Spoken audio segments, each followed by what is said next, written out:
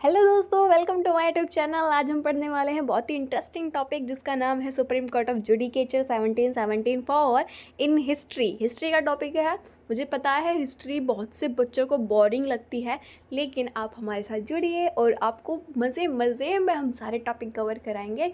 तो आज हम स्टार्ट करने वाले हैं supreme court of judicature 1717 for. आइए स्टार्ट करते हैं।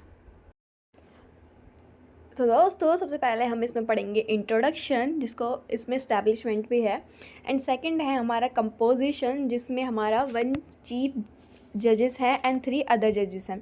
नंबर 3 पर है हमारा क्वालिफिकेशंस, एंड नंबर 4 पर है हमारा अपॉइंटमेंट, नंबर 5 पर है टेन्योर, एंड नंबर 6 पर है रिमूवल ऑफ जजेस, एंड नंबर 7 पर है ज्यूरिडिक्शंस, जिसकी पावर को 4 पार्ट्स में डिवाइड किया गया है। Number 1 court of records, number 2 legislative power, number 3 admiralty power, number 4 appellate jurisdictions. आइए इन टॉपिक को बड़े ही शानदार तरीके से कवर करते हैं। लेट्स गो दोस्तों। सबसे पहले हम इसमें पढ़ते हैं इंट्रोडक्शन। आइए स्टार्ट करते हैं। On March 26, 1774, a charter of justice was granted for the establishment of the Supreme Court at Calcutta, King George III.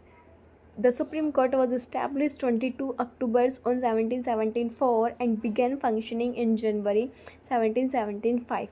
Or it is the first attempt in creating a separate and independent judicial system.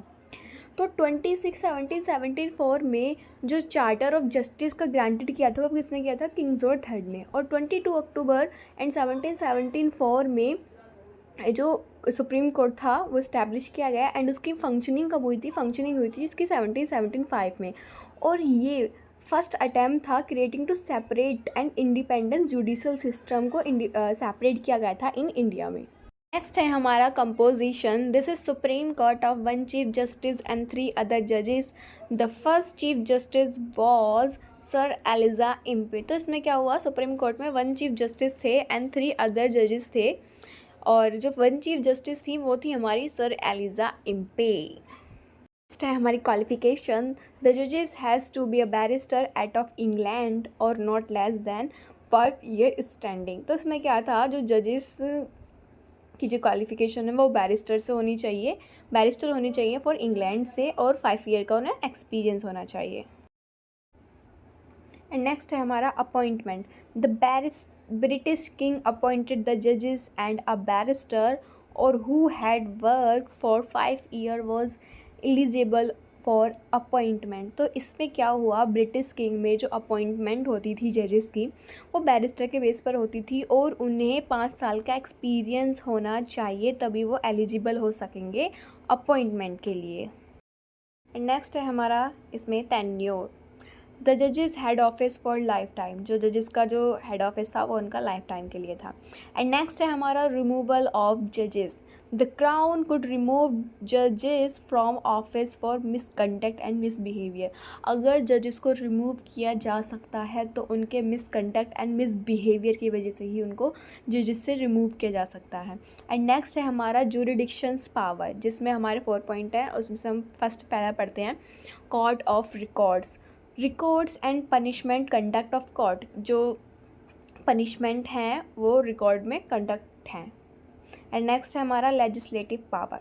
Supreme court has authorise to make his one procedures and rules which help it in exercising his jurisdictions, but these rules were subject to be the king in council approvals।